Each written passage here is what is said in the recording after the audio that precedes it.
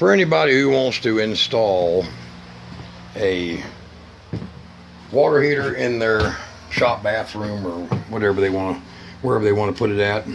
And for anybody who wants to use a water heater to get outside heat, let me show you a setup here that is guaranteed to work. And you'll notice this is a valve with a drain plug on it. Okay, this little drain plug. So I've got it drilled through to the outside wall and a pipe sleeved over it right now, the fitting that's going to go over it. This is PEX, hasn't yet been anchored. These are the anchors for it. You'll anchor it onto the wall. I don't have a reason not to, just anchor these just like they are. I've got 3/4 where it goes up and turns to 1/2 inch, and big 4-inch vent going out. This is a 16 liters per minute water heater. It's an EcoTemp. It comes in, and I recommend this. Now, we have really good well water where I'm at, but I recommend putting in one of these filters if you're going to install one of these water heaters, because they're very delicate as far as their starter unit that's inside of them. They're very delicate, and you'll notice here, let me turn on the hot water and you'll see what they do.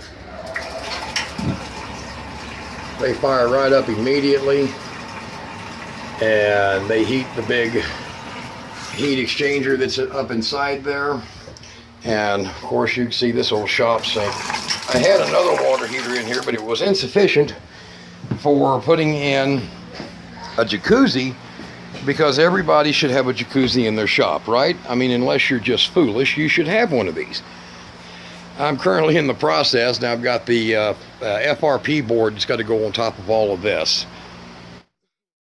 I've got a wall coming in here, and I put this up off the floor because I am in Idaho and winters can be rough, and the floor is filled to the brim full of shredded styrofoam. Go see my video from a month earlier than the date of this video, and this hole underneath is just full. It's frame 2x6 untreated lumber on concrete, and I shredded and filled it completely full of styrofoam.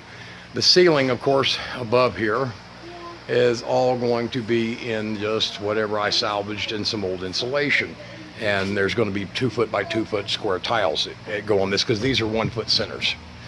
And the reason for the video is showing you why you would like to have one of these. One, it's under 200 bucks.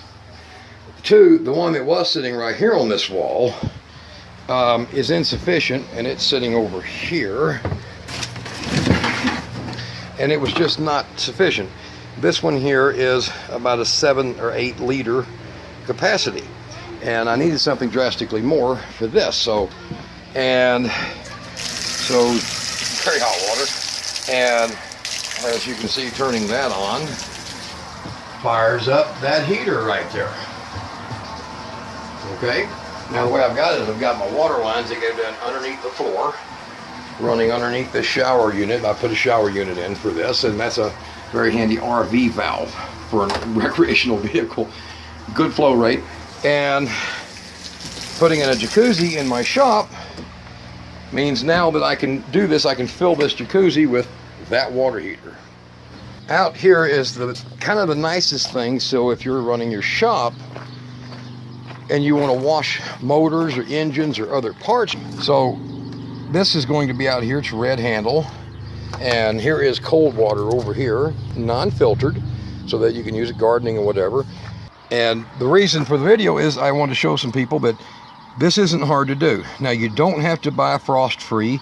That's one of those, vacuum breaker style frost-free. You don't have to buy one of those. You can use a standard boiler drain with a high temperature quarter turn, okay? So it works perfect, has pretty good flow coming from it, and you can take and buy you one high temperature hose, say 25 feet, pull your vehicle up out in front of your garage and use very hot water cleaning your engine before you work on it, or anything else you might want to do, pressure washers, things like that. The reason you don't have to buy a frost-free is because, one, you drill slightly at an angle, okay? And PEX over here allows you to do that, even if you're using rigid pipe through the wall. Drill slightly at an angle, okay? And by using This PEX wing L adapter, drop-eared adapter as they sometimes call it, and a spacer to put it on the wall, okay, like so. It allows you to thread in a solid piece going out through the wall. And the reason I use a solid piece going out through the wall is because if I have to service it, I can grab it with a wrench and remove it. Otherwise, I'd have to pull everything apart. Now, here's the reason this works. One, so when you shut off the water that goes out to that faucet for like the winter time, making it freeze proof, you open this, and as you'll see, it has a little small hole right here, and you just turn it just a little bit, and it'll allow air in while your valve is open outside and your pipe is slightly tilted down. All this will drain out. So the heated space will contain and manage the water and keep it from freezing. Everything from here down is drained out, and then when you're done, you just tighten this back up. It's got a bib gasket at the very bottom of it, or bonnet gasket. So not a bad setup for adding hot water at a very cheap price. This was $190 delivered, and to produce 16 liters, which I think is right around 7 gallons a minute, 6.5 gallons a minute. That's significant. And in this case, in about 8 minutes, this is as full as you want to use it, because this is only a 6-foot tub. This tub is 6 feet, and it's 6 feet by, I don't know what it was, 40 inches wide. So, but not bad. You get immediate instant hot water heater. I mean, there, I'll show you the,